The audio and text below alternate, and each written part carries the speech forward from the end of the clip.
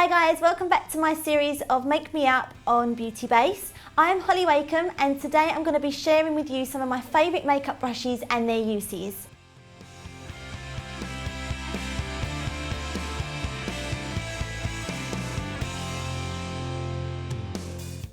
So first of all, I'm going to share with you some of my favourite foundation brushes, and there are three main ones that I like to use. The first being this Real Techniques one. This is a buffing brush, so this is great for getting a flawless finish with any cream or liquid foundations.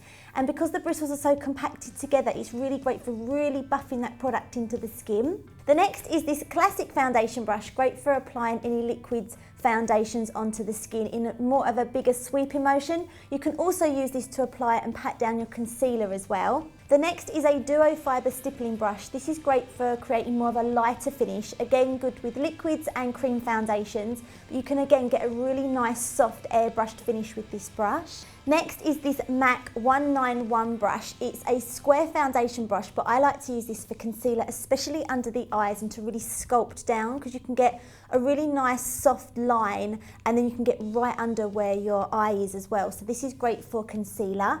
On to face powder brushes. One of my favourite ones is this tapered powder brush, and it's really large so you can get a nice area covered with your powder. I like to use this by dabbing the powder on or in a light sweeping motion, but it covers a really good area, so it's great for setting powders.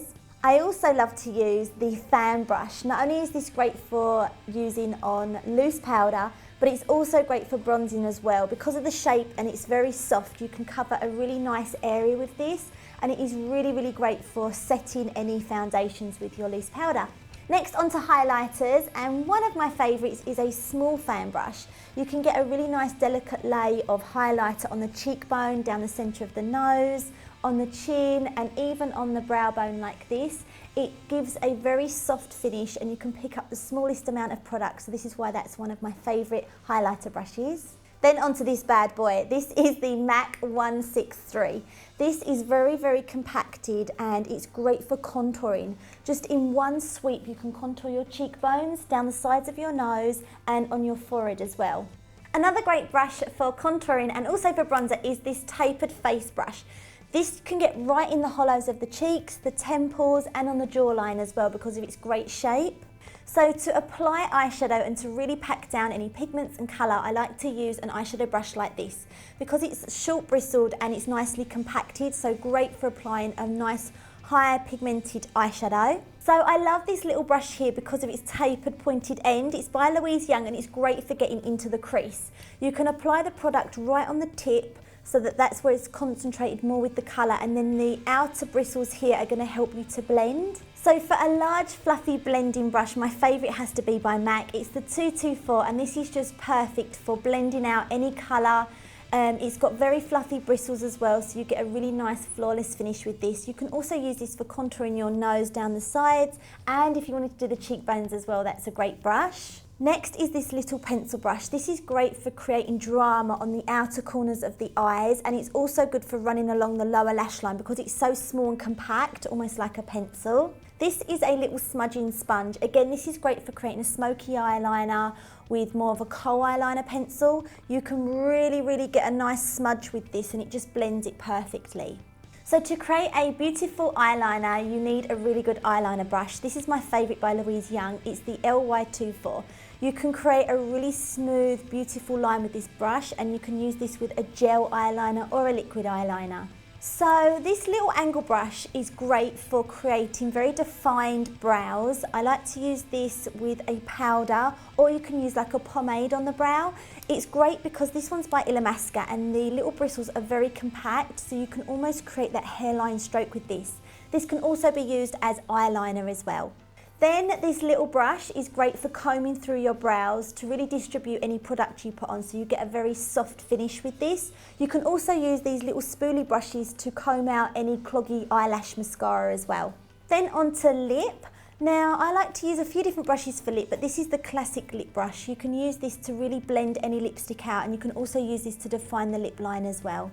So you want to always make sure that you use cream products with a synthetic brush, because if you use any cream or liquid products with a natural hair brush, because it is a natural hair, they're going to soak up any of that product, which we don't want, because one, it's going to ruin the bristles, and two, you're not going to get the product onto your skin. So it's really important that you clean your makeup brushes, not just if you're a professional makeup artist, but for use at home as well, because your brushes are going to pick up any products and dirt, any bacteria that you've got onto your skin. So it's good to clean your brushes. If you're at home and you're using your brushes every day, maybe once a week, if you're a makeup artist, you need to be brushing them after every client. One of my favourite brush cleaners is by MAC. So this is how I normally clean my brushes.